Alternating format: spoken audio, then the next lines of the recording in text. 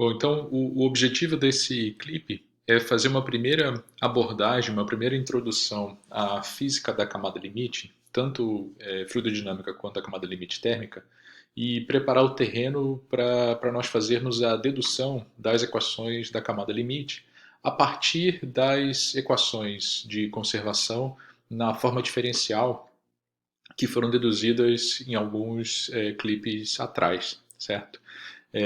Então, esse desenho aqui esquemático, ele mostra a camada limite de velocidades, né? Nós temos aqui uma placa plana, certo? Sobre a qual incide um escoamento uniforme de velocidade o infinito, né?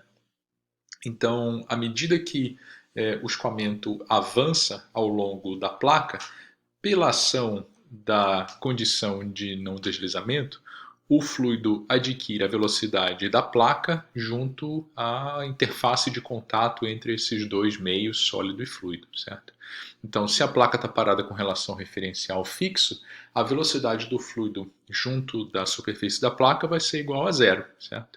E aí, lá longe da placa, a velocidade é o infinito e, portanto, cria-se ao longo daquele caminho entre placa e corrente livre um perfil de velocidades, né? Então, uma coisa que não existia aqui na região da corrente livre era um gradiente de velocidades. Então, agora, na presença de um gradiente de velocidades devido à ação de não deslizamento nessa região próxima à placa, vai surgir uma ação de cisalhamento entre camadas deslizantes, camadas adjacentes, certo? E isso dá origem a um efeito de atrito interno ali no escoamento. Então, dentro dessa região da camada limite, competem efeitos de inércia, porque o fluido tem uma velocidade, então ele tem uma quantidade de movimento na direção x, e o efeito viscoso, que é o atrito entre camadas adjacentes, certo? E essa região próxima à parede, onde esses efeitos viscosos são sentidos, né, que é a espessura da camada limite, ela cresce, né, à medida que nós avançamos ao longo da placa, porque existe uma ação molecular, tal qual foi aquela ação molecular que existia quando nós puxávamos a placa, para difundir essa quantidade de movimento na direção normal à placa, certo? Então, é, cria-se um perfil de velocidades devido a essa ação viscosa, certo? Então, o nosso campo de velocidades, nosso vetor velocidade do fluido vai ter uma componente U na direção x e uma componente v na direção y. Tanto U quanto v obrigatoriamente são funções de x e y, né? Porque a camada limite vai aumentando de tamanho, o nível dessas componentes de velocidade em termos de suas magnitudes vai aumentando também, então cria-se um campo de velocidade, certo? E nós podemos definir também a espessura da camada limite, né? A espessura da camada limite o delta, né, é igual ao y, a distância à parede, tal que a componente da velocidade na direção x, u, é igual a 99% da velocidade na corrente livre. Aqui eu peço desculpas porque eu estou usando v, né, para designar a velocidade num campo não perturbado, digamos assim, né? E aqui no desenho esquemático aparece o infinito, mas a gente pode admitir pelo momento que v e o infinito são a mesma coisa. Então é 99% da velocidade na corrente livre no campo não perturbado. Essa é uma definição que nós fazemos de uma forma arbitrária, certo? Quando existe essa aproximação de 99%, vai aumentando aqui a velocidade, 99% da velocidade o infinito, é aqui que eu coloco a minha fronteira da região de camada limite para a região de corrente livre. Tá? O cálculo do perfil de velocidades, ou conhecimento do perfil de velocidades, ele é muito importante, né? Mas, digamos assim, o principal objetivo do engenheiro, né, ao conhecer o perfil de velocidades, é poder, a partir dele, determinar a tensão de cisalhamento, né? E a tensão de cisalhamento mais importante, é claro que existe também uma distribuição de tensões de cisalhamento ao longo da espessura da camada limite, a mais importante é a tensão de cisalhamento na parede, né? Porque é ela que dá origem ao atrito, ao arraste hidrodinâmico no nosso problema, certo? Então, o tau S, né, a tensão na superfície, é igual a tensão Y igual a zero, a tensão de cisalhamento Y igual a zero, que para um fluido newtoniano é dada por aquela expressão ali que nós já conhecemos, certo? Mi du dy e Y igual a zero. Essa é uma tensão de cisalhamento local, porque, local eu digo, né, ela varia com x, porque o gradiente de velocidades é uma função de x também, o gradiente de velocidade na parede, né? O du dy, y igual a zero. Notem que numa região mais próxima do bordo de ataque da nossa placa, o gradiente de velocidades ele é muito acentuado, porque a velocidade tem que passar de zero na parede, devido à condição de não deslizamento, até o infinito na região da corrente livre, numa espessurinha bem pequena.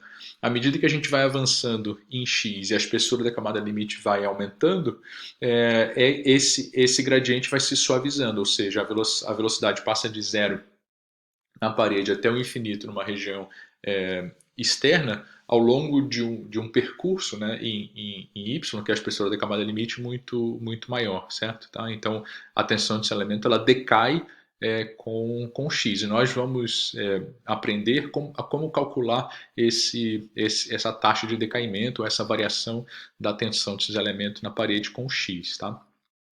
E nós podemos ainda obter um parâmetro de engenharia mais prático ainda, que seria a tensão de cisalhamento média, né? Ou seja, eu pego aquela tensão de cisalhamento local, tal S que é a função de x, e integro ao longo do comprimento da placa, né? Então, se a placa tem um comprimento L, eu vou fazer a integral de 0 a L do tal S de x dx, certo? E dividir por L para obter uma tensão de cisalhamento média. Eu posso também calcular a tensão de cisalhamento média até uma posição X qualquer arbitrária no meio da placa, por exemplo, intermediária entre 0 e L. Tá? Vai ser a tensão de elemento média naquele trecho, naquela porção. Tá bem? Eu posso representar essa tensão de cisalhamento, tanto a local quanto a média, em função de números adimensionais. Né? O número adimensional que representa a tensão de cisalhamento local é o chamado coeficiente de atrito local. Nada mais é do que eu dividir a tensão de cisalhamento local, o tal S de x, pela pressão dinâmica, que é 1 meio de ρv quadrado. Lembrando aqui que V é a velocidade no campo não perturbado, certo? Seria na posição a montante ali da placa. Né? No nosso desenho está o infinito, mas nas equações está aparecendo como V. Tá certo? É claro que esses coeficientes são adimensionais, né? E a tensão ela tem unidades de pressão, né? Tem mesma unidade que a pressão de Newton por metro quadrado, força por unidade de área, tá? E aí aquela pressão dinâmica ali adimensionaliza tudo. Da mesma forma, eu posso definir um coeficiente de atrito médio, nada mais é do que o tal S médio dividido pelo 1 meio de ρv quadrado, tá?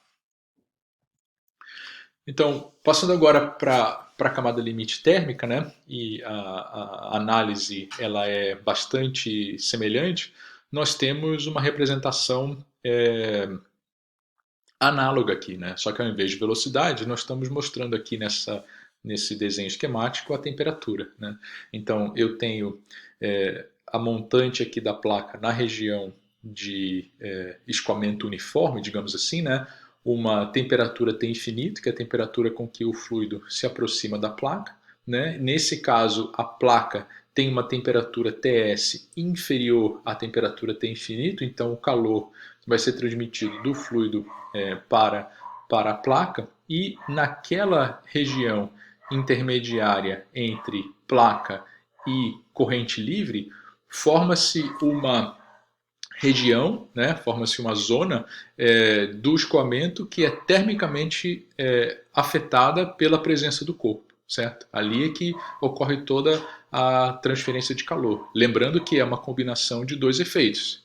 a condução com a advecção, certo? A condução muito mais importante numa região bem próxima à parede, porque ali a velocidade é bem baixinha pela condição de não deslizamento, e à medida que a gente vai se afastando da parede, o escoamento tem uma velocidade maior e aquele transporte da energia com o movimento macroscópico do fluido vai ficando mais importante, certo?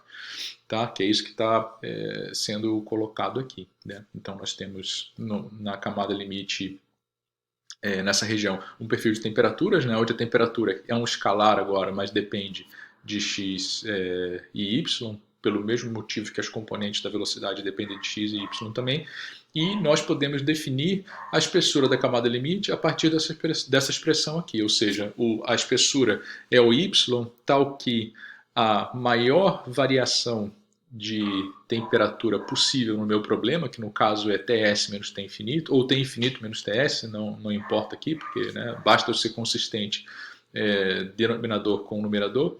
Essa diferença de temperatura maior aqui, a gente observa um decaimento no perfil que equivale a 1% dessa maior variação, tá? Que é consistente com aqueles 99% da velocidade, tá? Assim como nós definimos o parâmetro de engenharia tensão cisalhamento, nós podemos associar uma grandeza análoga a ele, né, um parâmetro de engenharia para a transferência de calor, como sendo o fluxo de calor, certo? Nós, nessa situação onde nós prescrevemos uma temperatura na placa, né, o fluxo de calor é uma incógnita, certo? Eu quero saber quanto é transferido em termos de taxa, né, em watts, por unidade de área. Né? E aí, como na parede a temperatura prescrita, né, mas a velocidade é nula, eu tenho condução pura. Né? Então, tendo condução pura, eu posso aplicar a lei de Fourier, né? Ou seja, em y igual a zero, e calcular o fluxo de calor a partir dessa relação que está mostrada aí na tela, certo? Menos K dt dy e y igual a zero. Então, calcular o perfil de temperaturas é importante do ponto de vista de engenharia, porque eu posso derivar esse perfil com relação a y e calcular o fluxo de calor, por exemplo. Né? E aí existe também uma variável de engenharia bastante importante, que é a relação entre o fluxo e a diferença de temperatura, que é o coeficiente de transferência de calor. Né?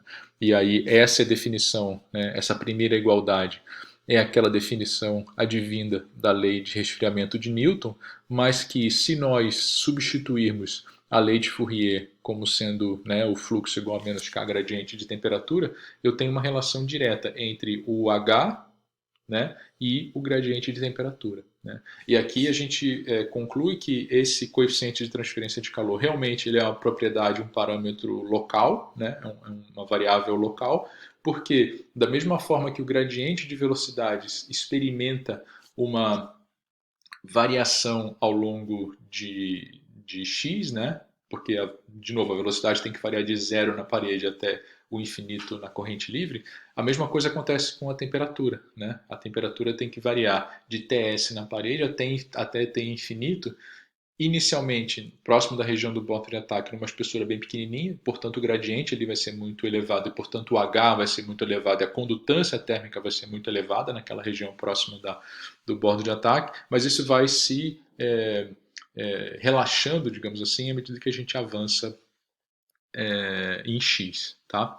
Então esse é o coeficiente de transferência de calor local e eu posso definir também um coeficiente de transferência de calor médio, que é um parâmetro de engenharia bastante importante, né? Ou seja, a média do H ao longo do comprimento da placa ou até um valor de x, né, de distância do bordo de ataque de interesse para nós, tá bom?